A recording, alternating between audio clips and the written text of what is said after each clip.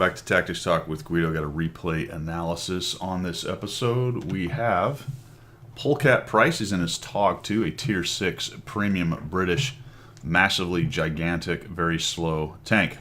Heavy tank. I guess you could call it a Tier 6 super heavy tank. Has a pretty good gun and a lot of hit points at its tier with 1400. He has loaded into El Halouf, and he's headed here to kind of camp near the cap. Now, initially, I was just going to send some notes to Polecat on this, but I thought it would illustrate something I think is very important in this game. And he sent me this and said, get your gun in the game, and mentioned a few things, and said he had a lot of fun at the end of it. And it's actually pretty funny at the end. We'll get to that in just a moment. But as far as getting the gun into the game, yes, he did it, but it ends up being a little bit late. And I'm going to be a little bit critical here, Polecat, so hold on to your knickers here. But it illustrates a great example, especially on this particular map, of what happens when you take what is probably one of the better tanks in the game, in the match right here, not in the overall game, but as far as this match goes, and put it in a position where it's not able to do anything until the very end. So you're going to choose to go here, and I'm going to say right off the bat, it's not a terrible decision. It's a slow tank, has a pretty good gun and a high rate of fire. So you're probably thinking I'm going to snipe here for a bit. And I'm going to say that's not a terrible decision, because if they had been very aggressive and come after your 12T or T43 or MT and the rest of them, you might have had a lot of good shots down here. But at what price? At what Polecat price? That's not very funny, is it? But at what price? The price is that you're not headed to the critical battle area, which is up there in the northwest. And people may counter that with, hey, Guido, it's a really slow tank. He may not even get there in time to do anything. Well, probably not, because that spot up there in the northwest is usually something of a peekaboo festival. All right, so it's always a bit of a stalemate right there. It always takes some time to develop. And if he'd have just driven straight for there, he'd probably be a third to half of the way there. The 100Y is not a whole lot faster than you, and he's already over there. And as you pulled up, you'd have come into a more mature fight with some people whose hit points were gone. And then you can use this huge hit point pool and the machine gun nature of this gun and really make a difference up there. So we're going to watch how this game goes. And you spend some time shooting into bushes, and that's okay. This thing has a ridiculous amount of ammo. Maybe you hit somebody in there. But let's take a look at the game situation. The MT, the 43, the 12T, and the T43, plus a Thunderbolt are all over here. And you. Which means that you're probably fairly weak relatively over on the northwest, where it appears they've sent the majority of their tanks.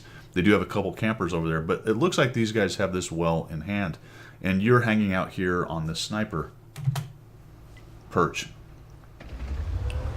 No, not even having any damage yet. Now I think we're going to come up here and maybe get a hit on this 1375. And I would say that by now, you would definitely be up in there and helping these guys win the fight in the northwest. The other argument you will have is, well, somebody has to hang out here. Well, somebody is. You got the Thunderbolt, you got the T43, you got the little lights down there. We're going to come around here and help out this guy, and that's good. Nice shot right there. We take him down, and there he goes. And this is the last damage we're going to have for a very, very long time.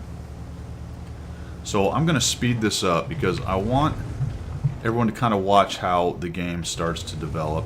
You've got some guys pushing up into him. They ended up having quite a few guys camping, or they came back. To be quite honest, I'm not sure. But our little guys are starting to swarm and went up there. But what's happening over on the other side as we come down? Looks like we're winning.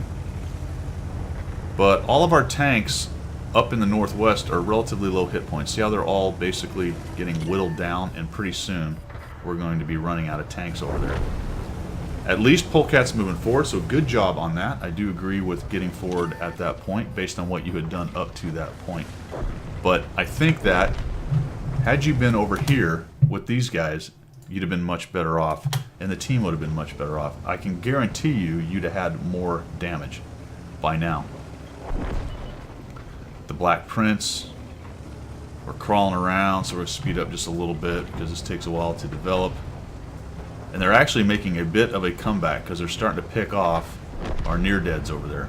Looks like they've sent some guys back, and they sent guys back and were able to kill our push.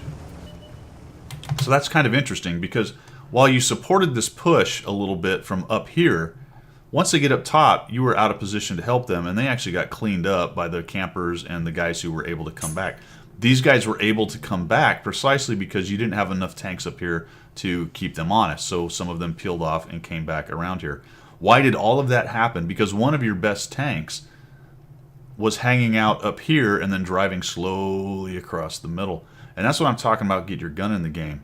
For my money, as soon as that countdown stopped, you had to look at this map and go, well, this is a big map. I need to be over here. It's going to take me a while to get there. Countdown 0, chugga, chugga, chugga. Here I come. Here comes the TOG train. I want to get those hit points and that DPM and that rate of fire over here so I can help clean this up.